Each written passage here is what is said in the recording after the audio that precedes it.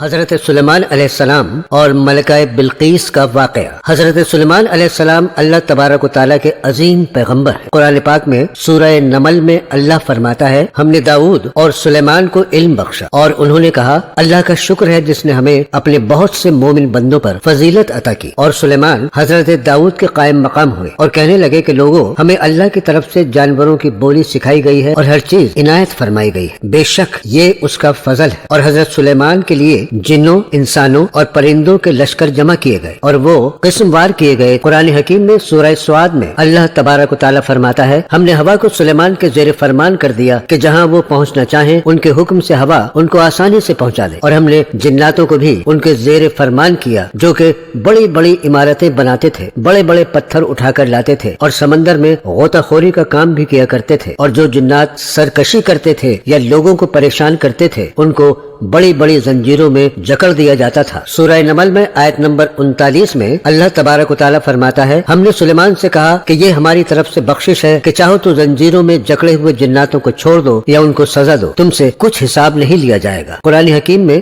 سورہ سبا کی آیت نمبر 12 میں اللہ تبارک و تعالیٰ فرماتا ہے، ہوا کو ہم نے سلیمان کے تابع کر دیا تھا، جو 1 مہینے کی راہ ہوتی تھی اسے وہ کچھ ہی پل میں پوری کر لیا کرتے تھے۔ اللہ تبارک و تعالیٰ فرماتا ہے، ہم نے سلیمان کے لیے تانبے کا چشمہ بہا دیا تھا، اور جناتوں میں سے کچھ ایسے تھے جو ہمارے حکم سے ان کے آگے کام کرتے تھے، اور جو کوئی ان میں سے ہمارے حکم سے پھرے گا اس کو ہم جہنم کی آگ کا مزہ چکھائیں گے۔ آگے اللہ تبارک و تعالیٰ فرماتا ہے، اے داؤد کی اولاد، میرا شکر ادا کرو، اور میرے بندوں میں بہت کم بندے ہیں جو شکر گزار ہیں۔ سورہ انبیاء کی آیت نمبر 78 میں اللہ تبارک و تعالیٰ فرماتا ہے، داؤد اور سلیمان ایک کھیتی کا مقدمہ کرنے لگے تو ہم نے ان کے مقدمے کے فیصلے کا صحیح طریقہ بتایا۔ ایک مرتبہ حضرت سلیمان علیہ السلام نے اللہ تبارک و تعالیٰ سے دعا کی، اے پروردگار، مجھے ایسی بادشاہی عطا کر کہ میرے بعد کسی کو شایان شان نہ ہو، بے شک تو بڑا عطا فرمانے والا ہے۔ سورہ نمل میں اللہ تبارک و تعالیٰ فرماتا ہے، جب سلیمان چیٹیوں کے میدان میں پہنچے تو ایک چیٹی نے کہا، چیٹیوں اپنے بلوں میں داخل ہو جاؤ، ایسا نہ ہو سلیمان اور اس کے لشکر تم کو کچل ڈالیں اور ان کو خبر بھی نہ ہو۔ چیٹی کی بات سن کر سلیمان ہنس پڑے اور کہنے لگے، اے پروردگار، مجھے توفیق عطا کر کہ جو احسان تو نے مجھ پر اور میرے ماں باپ پر کیے ہیں ان کا شکر ادا کروں اور ایسے نیک کام کروں کہ تو ان سے خوش ہو جائے، مجھے اپنی رحمت سے اپنے نیک بندوں میں داخل فرما۔ سورہ نمل میں اللہ تبارک و تعالیٰ مزید فرماتا ہے، جب سلیمان نے پرندوں پر نظر شمار ڈالی تو انہیں ہدہد نظر نہیں آیا تو سوچنے لگے کہیں غائب ہو گیا ہے، مجھ کو بغیر بتائے میں اس کو سخت سزا دوں گا یا ذبح کر ڈالوں گا، یا پھر وہ میرے سامنے اپنی بے قصوری کی دلیل پیش کرے۔ ابھی تھوڑی دیر ہوئی تھی کہ ہدہد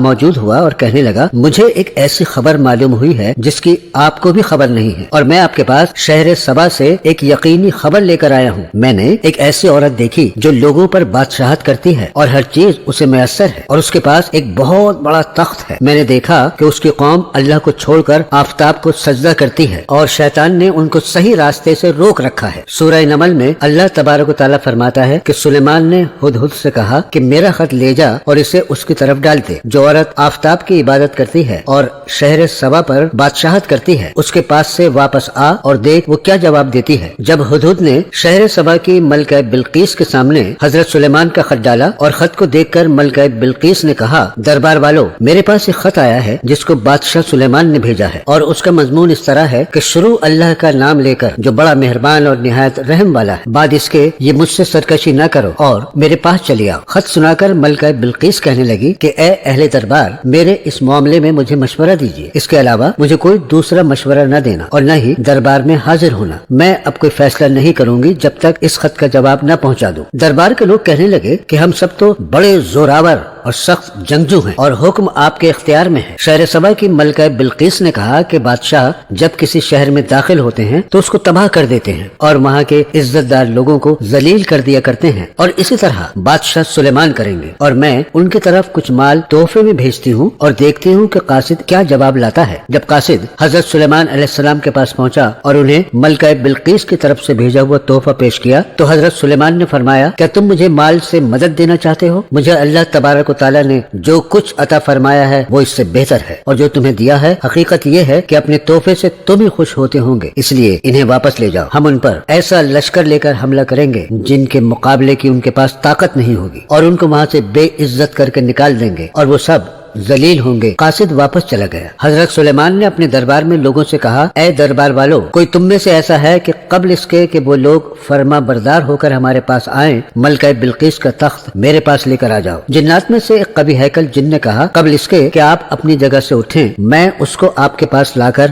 حاضر کرتا ہوں، اور مجھے اس پر اللہ تبارک و تعالیٰ کی طرف سے قدرت بھی حاصل ہے اور امانت دار بھی ہوں۔ پھر ایک شخص کہنے لگا جس کو کتاب الہی کا بھی علم تھا کہ میں آپ کی آنکھ جھپکنے سے پہلے پہلے اس تخت کو آپ کے سامنے حاضر کیے دیتا ہوں۔ بس حضرت سلیمان نے ملکہ بلقیس کا تخت اپنے سامنے دیکھا تو کہا، یہ میرے پروردگار کا فضل ہے تاکہ مجھے آزمائے کہ میں شکر ادا کرتا ہوں یا کفران نعمت کرتا ہوں، اور جو شکر کرتا ہے تو اپنے ہی فائدے کے لیے شکر کرتا ہے، اور جو ناشکری کرتا ہے تو میرا پروردگار بہت بڑا اور کرم کرنے والا ہے۔ حضرت سلیمان علیہ السلام نے کہا، اے لوگو، ملکہ بلقیس کے تخت کی شکل و صورت بدل دو، ہم ملکہ کی عقل کا امتحان لیں گے کہ وہ سوجھ بوجھ رکھتی ہے یا نہیں۔ جب ملکہ بلقیس حضرت سلیمان علیہ السلام کے دربار میں پہنچی تو اس سے پوچھا گیا، کیا آپ کا تخت بھی اسی طرح کا ہے؟ اس نے تخت کو دیکھا اور کہا، یہ تو ہو بہو وہی ہے، اور ہم کو پہلے ہی بادشاہ سلیمان کی عظمت اور شان کا علم ہو گیا تھا۔ حضرت سلیمان علیہ السلام نے ملکہ بلقیس سے فرمایا، تم اللہ کو چھوڑ کر آفتاب کی عبادت کرتی ہو، جو کہ غلط ہے۔ جو اللہ کو چھوڑ کر کسی دوسری چیز کی عبادت کرتے ہیں وہ جہنم میں جگہ پاتے ہیں۔ حضرت سلیمان علیہ السلام کی بات سن کر ملکہ بلقیس نے کہا، اے پروردگار، میں اپنے آپ پر ظلم کرتی رہی تھی، اور اب میں اللہ تبارک و تعالیٰ پر ایمان لاتی ہوں، اور آج سے میں اپنے گناہوں کی معافی چاہتی ہوں اور